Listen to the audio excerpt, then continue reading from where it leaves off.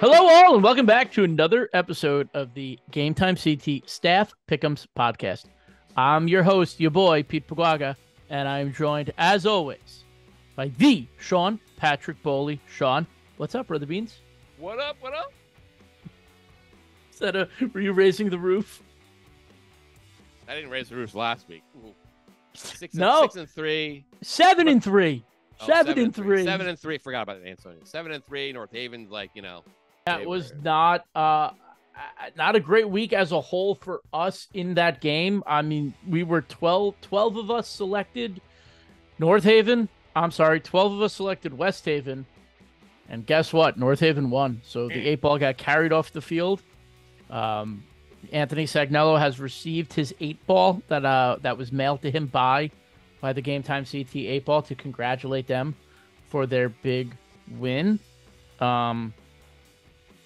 All of us picked Rockville, except for Meyer. Meyer got SMSA. Then Meyer gave it back by selecting Wilcox Tech. So, everything's kind of shaking out the way that it is. Last week, Scott Erickson and Joe Morelli, the basketball bros, led the way with an 8-2 record overall. The majority of everyone else finished at 7-3. And Will Oldham in the 8-ball finished at 6-4. What's going on with McNamee? I don't know. Former champ McNamee is just treading. He's not even 10 games ahead of the 8-ball. Not. Yeah. He is. I don't know. I think he won his championship and he's content. Yeah, I guess. There should be relegation, Pete, next year. Relegation? My God, I can barely count to 10 on these records. Overall, speaking of records, Dan Brecklin leads the way. He's the first one at 50 wins. He is 50-20. Mike Fornabayo, Joe Morelli, and Dave Stewart are at 48-22. The two of us and Bossman Sean Barker at 47-23. And the rest of the list kind of falls off after that. Another big week. We're still a lot of good conference games. We got one really good crossover game towards the end. But a lot of these conference games are starting to have a lot more meaning as the playoffs scenarios kind of start to be seen. Whether you're going to be a 3-loss team with a home game or a 6-loss team with a playoff appearance, like you're still right there. So all of these games matter. Sean, are you ready to dive on in? I am. Let's go. All right. So we're going to start up at the CCC like we do every week. We got 5-1 Maloney going on the road to play 5-1 Hall. Look, we talk about Maloney a lot on this show. They're very talented. They have a lot of great players. They went to the finals last year, lost to Greenwich on a last-second field goal. Then you got Hall. Hall is quietly 5-1. You could argue, maybe they haven't played the best schedule this and this. They beat Southington. I mean, that's a great win for Hall. If I remember correctly, 2021 Hall beat Southington. They were undefeated. They hosted Maloney. The same weekend, too. The weekend of the cross-country championships. Oh, yeah. Because I was there. I went to the cross-country championships, and then I went to Maloney Hall.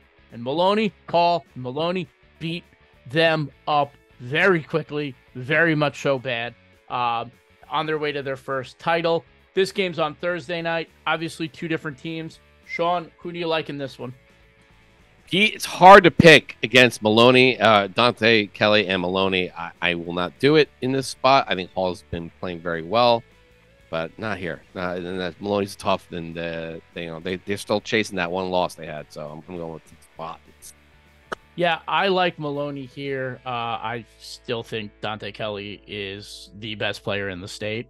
I've said that numerous times, and I vote Maloney number 2. Look, you're half a second away from beating the number 1 team in the state. A kid had to hit a 43-yard field goal to beat you. They're the number 2 team in the state to me. So I'm going with Maloney as well. We're going to go to the CTC. We got 3-3 Thames River on the road to play the Beavers of Cheney Tech. They are 2-3. Not last year's Thames River. Ryan Outlaw gone. Seth Cunningham gone. It's not the same team, but that doesn't mean I'm not picking them. I'm going with Thames River in this one. Sean, who do you like? Cheney Tech's coming off a thorough win over O'Brien Tech 32-6, but the week before they played Quinnebog Valley 33-14. Wilcox Cairn Tech, they didn't do so well against. This is a tough call. I am having a real tough time with this one. Thames River, looking at their schedule, they got wiped out by Killenly 2 weeks ago. And then they have Platt Tech they beat. They didn't beat ATI, and I don't know. You know what? I'm gonna go with Thames River just because they have more schools on their roster. How about that? Not a bad reason. All right, that's good. Gonna sort of kind of stay in that area. This ECC, we got 6-0 Stonington. The Golden Bears are having one of the best seasons in school history, and they are going on the road to play the Whippets at Windham in one of Windham's 7 home games this year. Let's not forget Windham. Yeah, Windham did not get a home game last year, so they have 7 this year. Here's the thing. Stonington 6-0. Windham is 4-1. Windham's only loss came against Killingly. They have 2 common opponents, Waterford and Bacon Academy. Stonington played much better against Bacon Academy, winning by over 20, 24, if I can do math. Windham only beat Bacon by 3, but Windham took care of Waterford by 2 scores, and Stonington beat them by 1. So, you can't really use common denominators here for this matchup. So I'm gonna go with Windham. They're home. They like being home. I think they're really good. I have no other reason to pick this game, but I think Windham, because they're home, wins this game. Pete, you stole my thunder. I was going to go with Windham too. Because they're at home, and then we also have our guy there too. The D lineman, Fowler. Love him. Great player. Defensively, they've been a little bit better than Stonington has. Stonington on the road. This doesn't derail their dream season. And this is their best season since 2001. I think they started that season off 8-0 before they lost, and then they went into the playoffs and they lost to, I forget who they lost to in the playoffs, but this is their best season since 2001. So good for them. But in this case, I'm going to go with Windham. Yeah, absolutely. All right, we're going to the FCAC. 4-2 Wilton, who 2 weeks ago we talked about them on this show. They're 4-0 coming in, playing Staples. And then we talked about them last week when they were 4-1 and they were playing New Canaan. Now we're talking about them again. They are 4-2.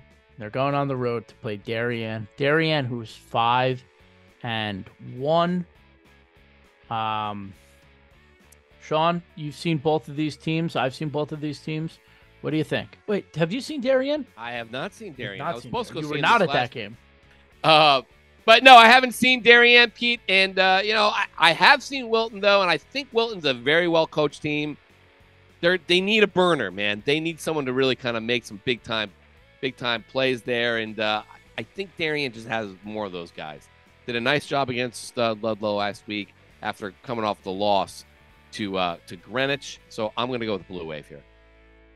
Oh, wow. I thought we were going to agree on this one. We are not. I'm going with Wilton. Nothing that Darien did in that game against Greenwich, yes, it was Greenwich, has impressed me. No team that they've beaten this year has impressed me. I've been impressed with Wilton's efforts against Staples and New Canaan. Look, Darien, right down to the wire against Brian McMahon. 10-2 in the rain against a prep team that doesn't have a win. Norwalk, okay, lost to Greenwich. And they allowed 21 points to Ludlow after New Canaan beat them in 15 minutes of gameplay. It's just nothing Darien has done has impressed me this year so far. I really like Wilton. I think Wilton played really well these last 2 weeks. There's another FCAC team on here that we're going to talk about in terms of like having to get over the hump.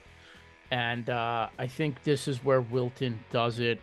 They have a lot of guys, and they just need one of these guys to step up. I mean, an extra point goes the other way, and Wilton, we're talking Wilton's 5-1.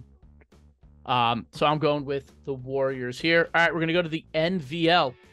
We got 3-3 Seymour taking the trip all the way up Route 8 to Van Wy Field at Gilbert High School to play the 2-4 Yellow Jackets. Don't let the records fool you. Both two solid teams play in the upper division of the NVL. And that's a long bus ride, man. I mean, have you ever been to Northwestern High School, Gilbert yeah. High School? It's on the top of a mountain in Winstead. The last exit, you get off the last exit of Route 8, you make 2 lefts, and you're up a mountain, and you're at Gilbert High School. Right? Yeah, I think if my memory serves me correctly. No, that's right. Yeah. So I don't say 2 left. You take a right. I think you take 2 rights. 2 rights, 2 rights. All right. All right, 2 rights and a left. Something like that. But you're on top of a mountain. Like, this is a different environment. Sean, who do you like in this one? For Seymour, I'm going to go with the Wildcats. I think this is a game that they should win pretty handily. Gilbert Northwestern is not the team they were a year ago. They've really kind of struggled a little bit, especially playing in this top NVL division. Seymour a little more battle tested. Sure, they didn't play great in those games against Ansonia and Holy Cross and what have you. But I think Seymour still the better team here. I'm going with Wildcats. All right, yeah, I'm going to agree with you. I'm going to go with Seymour as well. Freddie Camp's not walking through that door. All right, to the Pequot we go. We got 3-2 Stafford on the road to Ellington. We played the 2-3 Purple Knights, 2 middle-of-the-road teams here in the Pequot. Ellington's got wins over Valley Regional, Windsor Locks. Stafford has beaten HK, Valley, and Coventry. They both have losses to SMSA and both have losses to Granby Canton. Ellington has more points in the playoff system, I believe. So that's weird. Anyway. It happens. Yeah. Anyway, this is just a good matchup. 2 good programs. Playoff, contenders the last couple of years. I'm going to go with Stafford here. Brian Mazzone, he's one of the friends of the program. So I'm going to go with Mazzone and Co. for this one. Sean, who do you like? Oh, man. This is a tough one for me because they're both they're both proud teams. They're both good. But they struggled. They both struggled against some of the better in the conference. This is a big, all right, I got to separate us from the also-rans. I got to kind of put myself in the upper half of those standings. And which is a roundabout way of saying I have no idea. I'm going to go with, what the heck? I'm going to go with Ellington here, Pete. Just kind of on a hunch. Ellington. There you go. The Knights. Go All right. The Knights. All right. We got 4 more games left. We're going to the SCC. North Haven on the board again. 5-1. The Nighthawks come in. They are on the road. They're going to Finn Stadium to play the 4-2 Shelton Gales. These picks are not supposed to be easy. These picks are tough. This is not an easy one to pick. Luckily, I went first on the other one, so it's your turn. North Haven at Shelton. I mean, it'd be so easy to pick. I mean, this could be a bad week for me. It'd be so easy to pick North Haven after what they did with West Haven, and Shelton lost to West Haven. But I'm going to go with the Gales at home. I know North Haven just beat them on the road, and I'm going to get a ton of hell from them about this. But I think Shelton's going to win this one. I think kind of turn the SEC on its head. I'm going with the Gales. I mean, it would be very poetic if that happened. The way that the SEC Tier 1 is just chaos. But it pains me to do it because the Shelton guys they are friends of the program. But I'm going with North Haven. Come on, Shelton. I think North Haven put on an absolute clinic. It's the buzzword I keep using. Yeah. But they were so dominant on Thursday that I don't think that there is any team that can slow them down. I think Shelton can block and tackle with the best of them, man, and I think that they will not be backing down.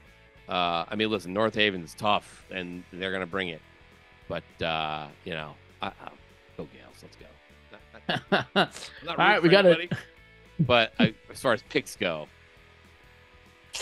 All right, we got another big one in the SWC. Masuk, 5-1 on the road to Notre Dame-Fairfield. Campus Field, home of new members of the MAC Conference, Sacred Heart. Yeah, look at that. MAC. Yeah. MAC. The Pios are in the Metro Atlantic Athletic Conference. But that's also where Notre Dame-Fairfield plays, and they're 6-0, best start in school history. They're playing host to Masuk. Masuk is 5-1, have really taken what they have, the off-the-field stuff for sure, but the on-the-field, the injuries, they have taken it, they have adjusted, Aaron Champagne's playing really well under center. You mentioned Nick Fox in the meat grinder episode. Obviously, they still have Jason Champagne. They still have the Walkers. They're going on the road to play Notre Dame, who Antoine Davis continues to just ball out, rush for over 300 yards. Razor's great day. Jesus is great. They got guys. But here's a little fun note. Sean, little trivia question.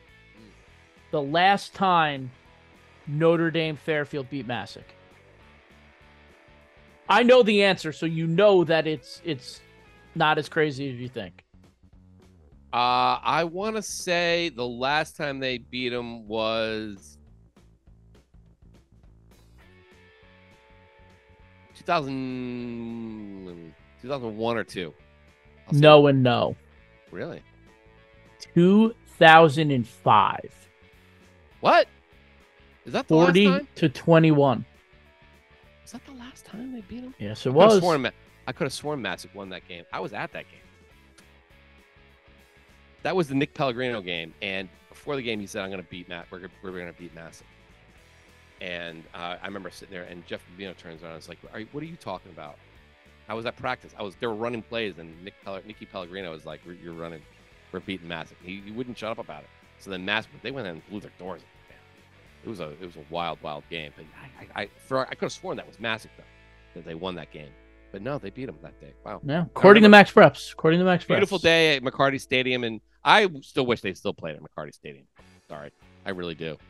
I love that place. You campus field up the road, whatever. It's not the meat grinder. This is a pick podcast, but I was at that game you're talking about, so that's a bad job I made for not remembering. Well, that's according to Max Preps. And with that information, I'm going with Masuk. I think Notre Dame is great, and this is a great story, and they're a great S school. I saw them get tired against Brookfield. It clearly affected the way that they closed out that game. Masuk is bigger. They got more guys. I'm going to go with the Panthers in this one.